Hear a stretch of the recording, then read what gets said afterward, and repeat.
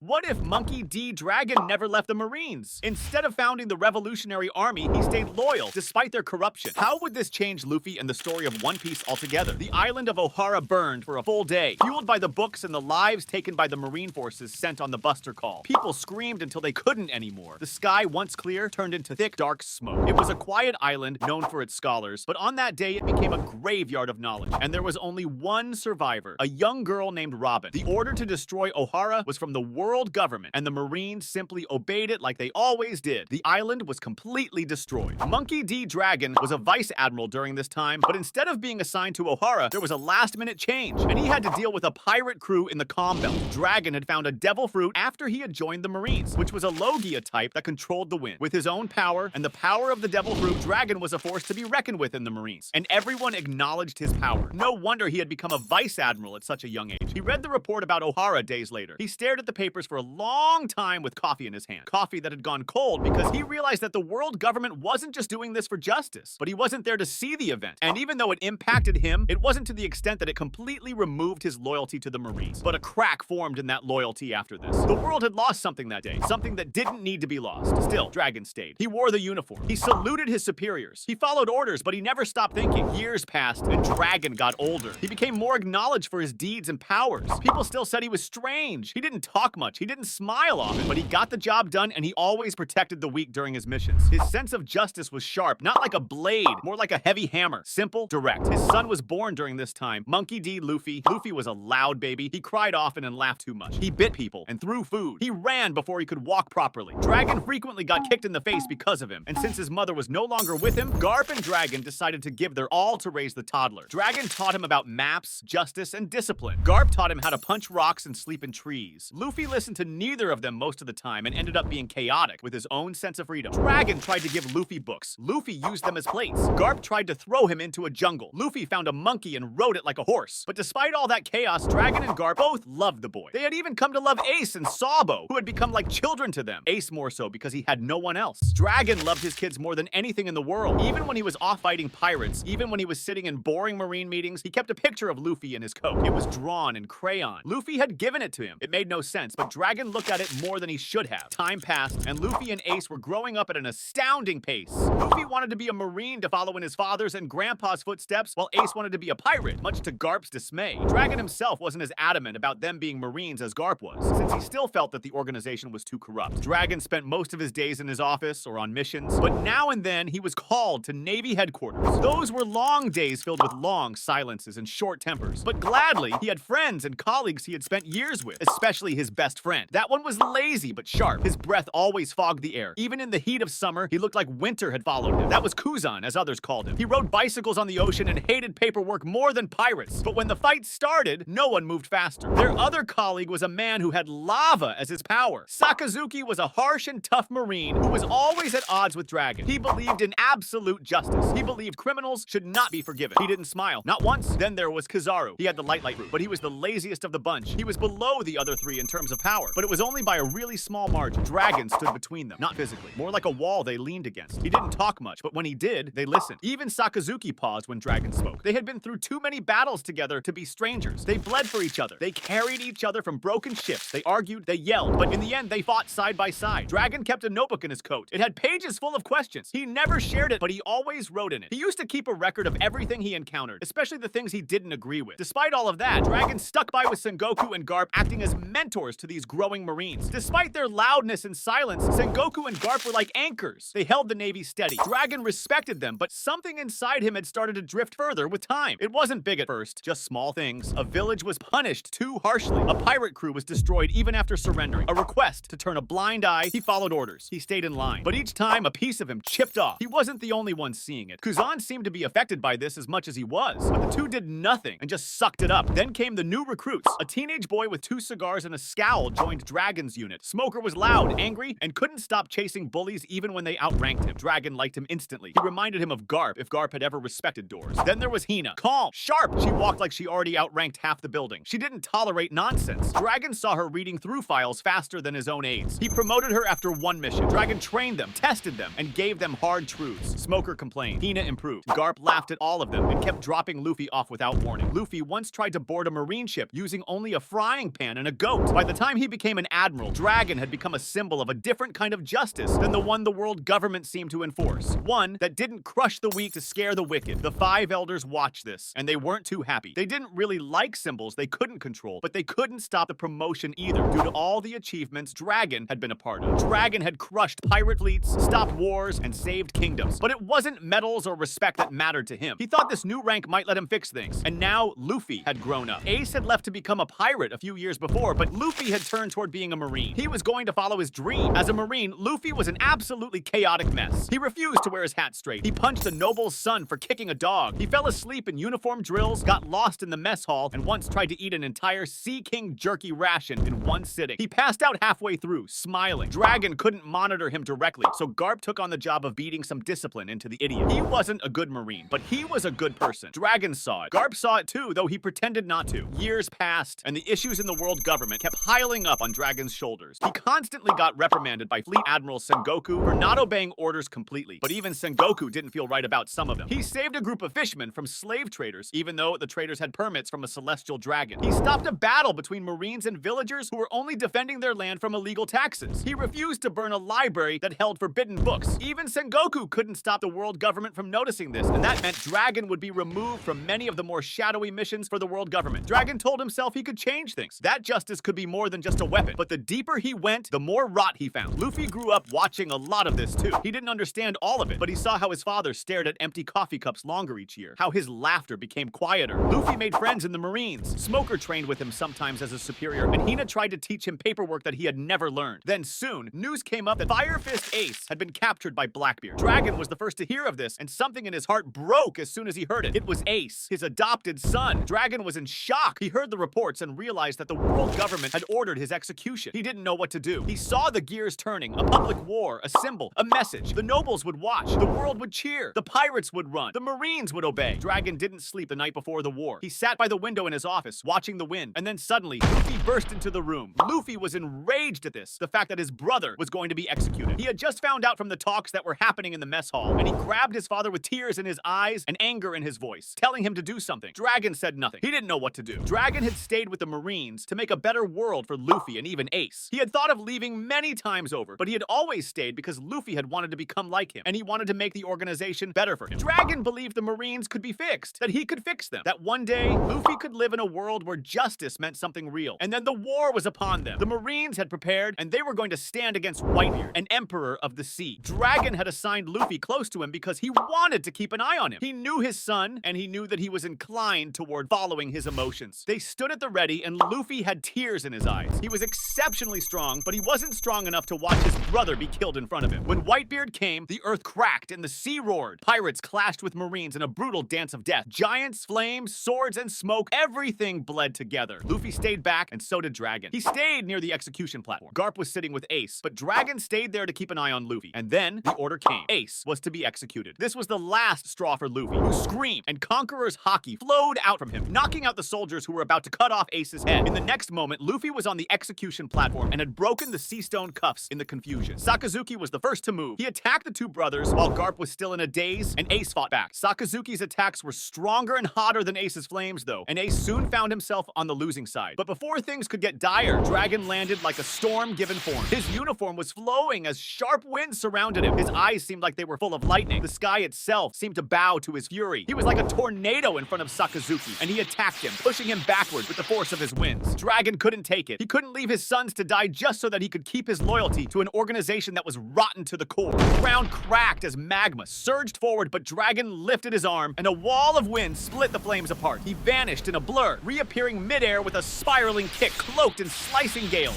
Sakazuki blocked, but the pressure sent him skidding back, boots carving into the stone. Sakazuki roared, hurling a fist of molten fury. Dragon met it head-on, wind swallowing fire. The air screamed as pressure clashed with heat. Dragon stepped in, twisted, and unleashed a rising cyclone uppercut. Sakazuki was lifted off his feet, hurled into the sky. Above the clouds, Dragon followed. He clasped his hands, forming a spiraling sphere of storm winds that brought it down like a hammer. Sakazuki crashed into the earth, a crater blooming beneath him. He rose, steaming, furious, only for Dragon to descend like a spear, wind tearing the sky behind him. One last punch cloaked in wind, heavy as the heavens slammed into Sakazuki's chest. The magma died. Sakazuki fell and was unconscious. Dragon stood over him, wind howling behind his coat, eyes burning with fury, and Ace was safe. Then Garp came. Garp Garp looked at Dragon and his eyes were full of conflict. The two didn't say anything, but Garp realized the choice Dragon had made. Then suddenly, a massive golden punch came from the sky as Sengoku attacked Dragon. Dragon caught the blow and held the punch of Sengoku's Buddha form up while straining. The Fleet Admiral would do his duty, but luckily, Whitebeard intervened and cracked the ground between the two. Then came Kuzan, but surprisingly, he went for both Ace and Luffy and suddenly carried them toward Whitebeard and stood next to Dragon. It looked like he had decided which side to take. This turn of events led to utter turmoil in the Marine ranks as they found not one, but two of their admirals had defected and turned traitor. It wasn't something anyone had expected, and this made up a massive percentage of their entire firepower. Whitebeard was hurt, but alive. Ace was free, and it was clear that the tides had completely shifted against the Marines. And then, another figure appeared on the battlefield. A man with red hair and a scar on his eye. It was Shanks, the red-haired emperor. He stepped between Marines and pirates alike as his eyes scanned the chaos. He had seen enough death, and he proclaimed that a ceasefire would take place, and if it didn't, then he and his crew would put a stop to it by force. Both sides realized that this wasn't an option they'd be keen on. The losing side was the Marines, though. They had lost Ace, lost two admirals, and the Whitebeard pirates were still alive and kicking. Even Blackbeard stayed in the shadows, his opportunity to get Whitebeard's devil fruit gone. Sengoku gave the order, and the Marines stepped back. The pirates did as well, and one by one, all the ships turned. Luffy decided to go with Ace and Whitebeard, but Dragon had other plans. He had decided that this world needed a revolution that was an actual threat, unlike the rebels currently hiding across the seas. So he left Marineford. Kuzan followed him as well, his old friend and rival. They disappeared into the clouds like ghosts. The Marines called them traitors, but they would soon be known as something else. The two wandered the seas for weeks, tracking down rumors of the Revolutionary Army, and soon they found them. In a broken town near the Red Line, hidden in the bones of an old kingdom, was a small camp. Tents, stolen rations, and worn flags. There stood Ivankov, grinning with missing teeth. Beside him were other people, other commanders. They seemed strong, but they didn't seem to have any solid plan or leadership. They had started something, but Dragon and Kuzan decided that they would give them the proper direction for their revolution. Dragon didn't give speeches. He built things. He trained fighters. He planned. Kuzan froze rivers for the food supply. They helped rebels disappear. They taught guerrilla tactics. They offered protection where the Marines offered silence. The camp grew over the next few months. The force of the revolutionaries was rising now that they had the power of two ex-admirals at their disposal. Far across the seas, Luffy stood aboard the Moby Dick. He wasn't one of the Marines anymore, and he had dumped his coat. He had joined Ace as a pirate under Whitebeard, and he soon proved that he was well-trained and strong, worthy enough to be a brother to Ace. And the freedom of the seas felt liberating. The Marines recouped their force of admirals as others joined in, but things weren't the same anymore. Island after island, once quiet, once obedient, was now aflame with a crest of rebellion. Villages with stolen food. Towns where the Navy used to rule now raised strange flags. No one knew the symbol yet, but everyone whispered the name behind it. They knew that their former admirals had joined the revolution, and they had turned the Revolutionary Army into an actual threat. The worst part was that the admirals had caused a lot of Marines to defect as well. They came to the Revolutionary Army, following the men they had admired so much. Some of them came as spies, but even they quickly became loyal once they realized that the revolutionaries were doing actual good. They remembered orders that felt wrong. They remembered Dragon, not as a traitor, but as a leader. The pirates were already enough as it was, and now the Marines had to deal with defecting soldiers and a new force. This wasn't an easy thing at all for the world government to deal with. Over the next few years, Luffy himself had gotten incredibly strong. He sailed with Whitebeard, but not as a soldier. He didn't follow orders. He was wild, kind, and strong enough to throw a Sea King. Even without a devil fruit, he had enhanced his haki to the point where he could easily deal with even the Logia types. He trained under the strongest pirates alive. He sparred with Marco, learned to use weapons from Vista, and gave it his all by competing with his brother. His punches had become so strong that they could even crack mountains just like his grandfather. He was becoming a storm of his own. And then there was the other force. Shanks was already a Yonko, and not just that he had a devil fruit that seemed to inspire awe, and a way with the sword that was only matched by the strongest swordsman alive. Shanks had consumed a devil fruit that had awakened, and that devil fruit gave him the power of the forgotten sun god Nika, a being that the world government feared the most in the hands of a pirate this strong. He was a threat unlike any other, and he seemed to be planning something as well. During these years, the Revolutionary Army had gained enough power and had destroyed enough Marine bases that they decided it was time to attack Mary Jawas itself, and for that, Dragon would need more allies. So he went to the person he had heard rumors of. He went to the Emperor Shanks. He found Shanks aboard his ship with his crew and approached it alone while riding the winds. Upon boarding the ship, the two stared each other down, and both of them unleashed Conqueror's haki. It seemed to crash against each other like a tsunami. They were testing each other. Once they let up, Dragon asked Shanks if he wanted to stop the world government. Shanks had wanted to find someone worthy of carrying on Roger's legacy, but no such pirate had appeared to him over the years. He had then decided that he would carry that mantle himself, and as such, he had opposed the world government. Their goals were aligned, and so Shanks agreed to assist Dragon when the time came, as long as he could get adequate support. So Dragon returned to the winds and went to Whitebeard next. Whitebeard was an old and sick man at this point. His wounds had barely healed, but he was still an emperor, and he had the strongest strongest crew on the seas. Luffy and Ace were the first to meet with Dragon, who embraced both of them tightly, smiling for the first time in ages. After their reunion, he went to talk with Whitebeard and told him of his plan and how Shanks would be on board with it. For the future of his children and for the debt he owed Dragon, Whitebeard agreed. And so the journey towards Mary Jawas began, the home of the Celestial Dragons. Hundreds of ships appeared, flying flags that didn't match. The red-haired pirates, the Whitebeard pirates, a force of giants, the Revolutionary Army, and countless smaller crews from Forgotten Islands, united by reasons too big to ignore. They all came together. Inside the command room, Celestial Dragons panicked. The Elders prepared the Gods' Knights and the Marines to intercept the threat, along with CP0. And when the fleet of Allied forces arrived, they stood against them, and an all-out war broke out. At the heart of the chaos, Dragon descended like a storm. Cloaked in wind and fury, he landed amidst a squadron of Marines attempting to reinforce the inner sanctum. With a single motion, the air thickened, and a cyclone erupted, flinging men and metal alike into the sky. His haki radiated like thunder, pure